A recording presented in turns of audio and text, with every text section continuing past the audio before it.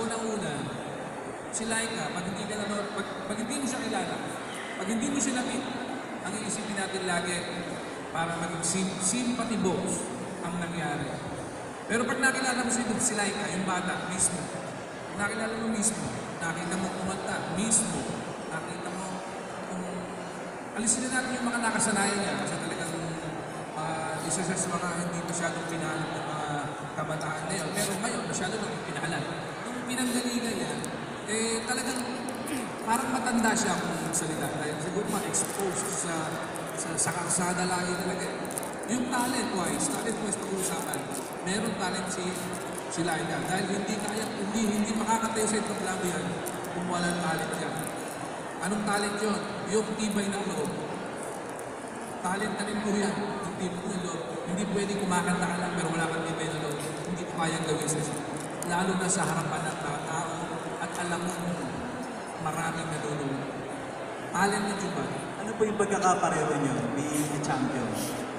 Siguro, yung pinanalo namin siguro yung pagiging, yung kami. Kung ano yung totoo. Kung ano ako, pinakita ko nun. Kung ano siya, pinakita niya rin. Minsan naging misinterpret nga siya dahil medyo hindi sila isa po. Oo. Pero ganun talaga, hindi pwede sisihin yung bata dahil split talaga sakali talaga siya. Pero hopefully, di ba, malalaman din niya kung ano yung dapat gamitin kung paano makihalap sa tao. Kasi pinagkapareho natin siguro yung ginawa namin kung ano lang kami. Follow-up lang po dun sa question ni Mr. De kanina. Tawag dito kasi parang lahat ng mga singer parang you have your own album na, tapos you have your TV show, tapos singing career. Pinangarap niyo rin po bang sa movie na magkaroon ng parang movie kahit ano lang, mag-support? Actually, na-experience ko na eh. Na-experience ko na. Bago nangyari yung lahat eh. Nakalima na. Nakalima o anim na pelikula yung nasa mga magagandang role naman. Hindi naman kung magkakaroon ulit in the near future, why not? At least alam ko na yung gagawin ko. Nakauna na ako ng experience. Marami na ako namulat sa mga kaibigan, mga nakilala na ako. Why not? Kung ano yung bigay sa atin? Sino po yung gusto niyong makatrabaho sa movie? Sabi ko, para sa singer din yan eh. Kung ibibigay sa akin na kung susubukan ulit yung kung ano yung kaya gawin ni Mito yung team na gusto kong paiyakin, siguro gagawin ko pa rin. Kahit sino man. Kung anong klaseng piling ko na. Kung ano ibigay na trabaho na, kasi alam naman natin yun na pag binigyan ng trabaho, alam nila na pwede mong gawin yung ipapagawa nila. Hindi pwedeng ibigay sila na may duda agad. Kahit ano. Thank you. Okay, next question. You have a contract with MCA Music. Yes. On account of your winning The Voice. Yes. How many albums or how many years are you tied up with them? Yung years, 4 na taon yun. Mag-isang taon na, taon na lang. Kung ilan man yung magawa namin. Hindi naman So, walang specific number of albums na nakaspread sa contract. Kasi yung album, hindi naman nauna-unada kung paano gawin niya na, di ba?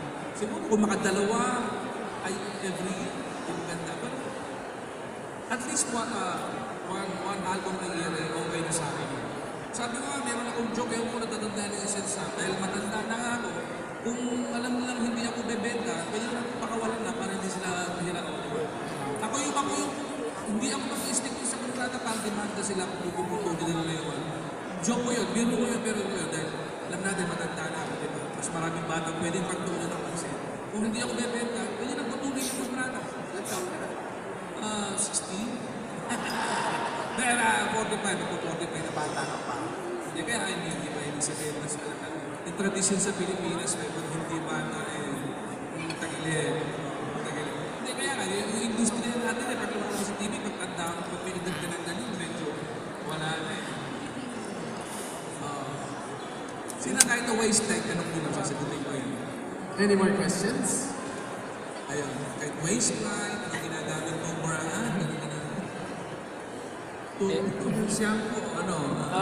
Nitoy, gusto ko lang tanong kasi since ang charisma mo ay mostly mga classic na tugtog, Kasi yun talaga expertise mo. Nagkakaroon ba ng challenge ba sa'yo ngayon ang itry yung mga experimental o yung mga bagong music or ibang genre ng music na bago ngayon? Para yun nga, at least para parang makuha mo rin yung market ng mga kabataan ngayon. Okay. Yan, dyan na kami, ibig sabihin, yung genre ng banda ko, genre ng music na tinutugtog namin, talagang through experience yan. Kasi inaaral namin yan, kasi nasa live scene kami, nasa live performance scene kami na inaaral namin kung ano yung kakagatin ng tao. Inaaral namin kung nasaan kami, kung saan kami tumutugtog. Inaaral namin kung ano yung mga audience na magiging audience namin. Diba? Kasi matagal namin tumutugtog sa casino. And to think, casino, yung mga bata, hindi pwede. Di ba? Una-una, hindi pwede mga bata. Alam natin, pero hindi ko naman sinasabing matandang tayo mga nasa casino. O, di ba? Mas may edad lang sa mga bata. Yun. Diba? Kaya yung focus ng music namin, diba?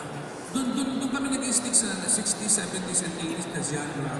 Pero, ibig ko sabihin, pag merong bata, sabihin natin 22 years old, 23 years old, na may maghahamon. Kasi alam ng mga tao, i-challenge mo, puro ganyan ang tugtugan nyo. Kaya yung tugtugin kong ganito, nakikinig rin kami ng mga bago. Nakikinig rin kami ng bago, pero hindi namin tutugtugin ng buo yun, pero pagbibigyan ko sila. Pagbibigyan namin kung sino ba nyo. Tugtugin nyo nga ito, nasa iyo na ang lahat. Sige, DJ, meron mga Bruno Mars. Tutugtugin namin yan. Nakikinig kami ng mga bago para just to be sure na pag may gumawa sa amin ng i-challenge yung repertoire ng tropa ng bago, pagbibigyan. Nakikinig din kami. Hindi namin masyadong ginagawa sa stage kasi medyo baka hindi na makarelate. Sabi ko nga, yung audience ng banda ko, pag alas 11, inaantok na.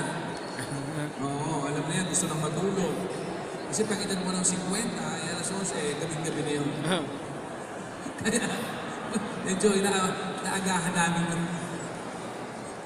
Totoo yun. Nakikita namin yung mga bago, pero hindi namin ginagawa ko. Pag may nag-request, thank you. Thank you. And one last question. Sayang. One more question. Toothbrush, kay toothbrush. Oh my God. Paborito ulam. Paboritong color. Ayun, we have one. Alam ng mga tao, you're a comedian, you're a great singer. Ano po yung loving husband ng and father? Ano po yung hindi alam ng tao na pwede mo i-share sa akin? Hindi alam ng tao. Marunong ako magluto. Mahilig ako magluto. Oo, at saka paggabi, natutulog, umuutot ako. Sino ba hindi umuutot dito? Yan naman kami. Di ba naiiya lang kami dito? Napaka-usual naman, di ba? Kung sabi mo nga, wala na silang dapat malaman, yun lang, pagluluto. Pag yung mga ganun, pero ito ako, sa bahay, ganito rin ako. Naka-short ako, naka-boxer short ako, ganito pa rin ako. Ito lang ako.